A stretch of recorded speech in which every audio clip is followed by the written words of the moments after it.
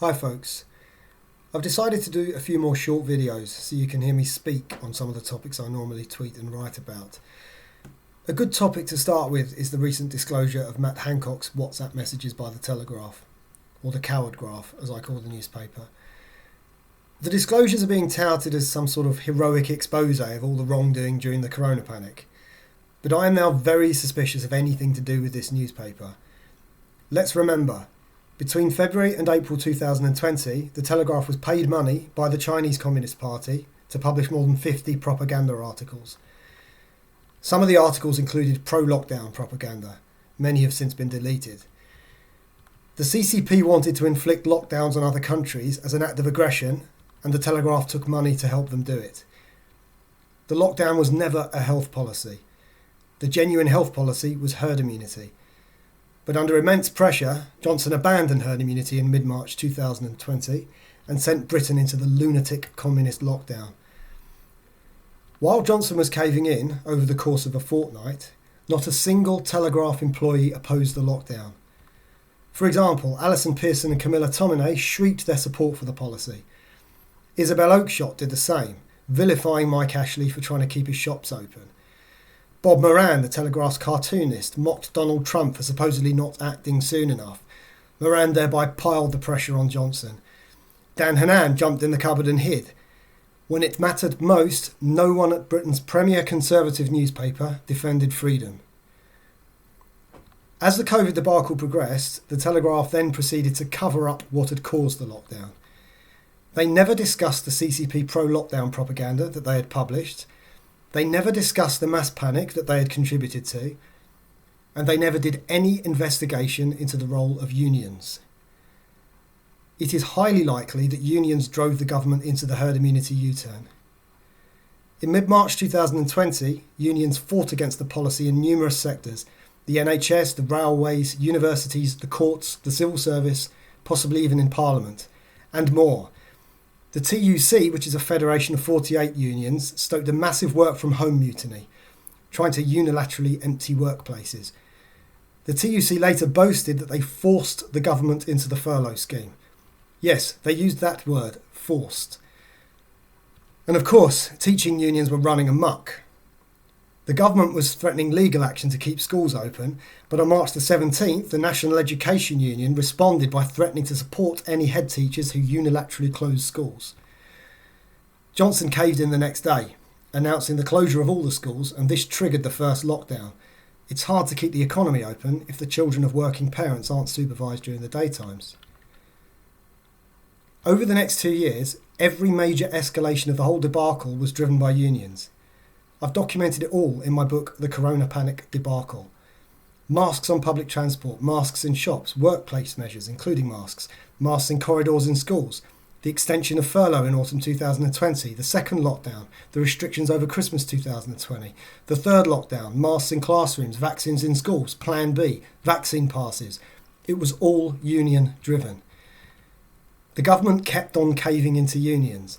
The evidence is plain to see, but it was not reported on. The Telegraph simply covered up what was going on, whether to protect the government or the unions or both. Maybe there was advertising money involved, whether from the government or the unions. Or maybe the CCP still had a hand in shaping the Telegraph's coverage of events. The most appalling cover-up related to events that happened at the start of January 2021 when the government tried to reopen primary schools. Johnson, his chief scientist, and Gavin Williamson, the then Education Secretary, had all insisted that the schools were safe. However, the National Education Union had no intention of letting the schools reopen. On January the 3rd, the NEU held a Zoom meeting viewed by some 400,000 people, the biggest trade union meeting in history. The NEU leadership advised the membership that it would be unsafe for them to return to their classrooms. Teachers were encouraged to hand in Section 44 letters refusing to attend the workplace. The next day, January the 4th, saw a mass teaching walkout. Later that afternoon, the government covered up the walkout by announcing a new lockdown. This was a breathtaking spin operation by the government. The NEU had forced the schools closures, and now the government was spinning the schools closures into a lockdown, a fake health policy. And that's not all. Almost the entire media, including the Telegraph, covered up the whole episode. No media lockdown skeptics mentioned the mass teaching walkout. Even Us for Them, who were supposed to be on the side of the kids, glossed over the topic. No media lockdown skeptics pointed out that the walkout was probably illegal. No media lockdown skeptics pointed out that the lockdown had been triggered by the mass walkout. No media lockdown skeptics pointed out that the lockdown announcement was a gigantic spin operation to cover up the walkout. The events of January the 4th were simply buried in lies. And that's not all. 3 months later, the schools finally reopened and the lockdown began to be lifted. But the kids were now being masked in their classrooms to appease the teachers. Teaching unions demanded the pointless, cruel masks as a condition of reopening the schools, and the government caved in again. This was obvious at the time, but hardly anyone would even mention what was going on. The media lockdown skeptics did not see fit to discuss it, nor did Us for Them. The masked kids were simply abandoned to their fate for 3 months. It's recently been established by Us for Them through a Freedom of Information request that the masks in classrooms mandate was imposed because teaching unions were threatening to withdraw their labour and the government took the threat seriously. However, here's something else incredible. When reporting this new information in an article in the Telegraph, Us for Them still didn't properly discuss what happened on January the 4th. They talked about the government fearing a teaching walkout in March when the schools reopened, but they didn't bother to point out why the government took the threat seriously. They didn't bother to point out that there actually was a teaching walkout on January the 4th, and that this was what drove the schools closures and the lockdown and ultimately the masks in classrooms mandates. Even in their book The Children's Inquiry, which was published last summer, Us for Them offered a sanitised, cagey description of the events of January the 4th, neglecting to explicitly mention the teaching walkout that day. Since Us for Them's inception, they've had a close relationship with the Telegraph. Both colluded in burying the full truth about January the 4th. Meanwhile, the Telegraph has also helped bury the truth about the driving role of unions in every major escalation of the Corona Panic debacle. For 3 years, during 2 years of COVID restrictions and also during the past year, the Telegraph did zero proper investigation into what was driving the restrictions. From the herd immunity U-turn onwards, they did no serious investigation into the crime of the century. For all these reasons, I will not applaud Oakeshott and the rest of the Telegraph shills for these latest disclosures. They are 3 years too late. If these people cared about our freedom, they would have opposed the lockdown when it happened.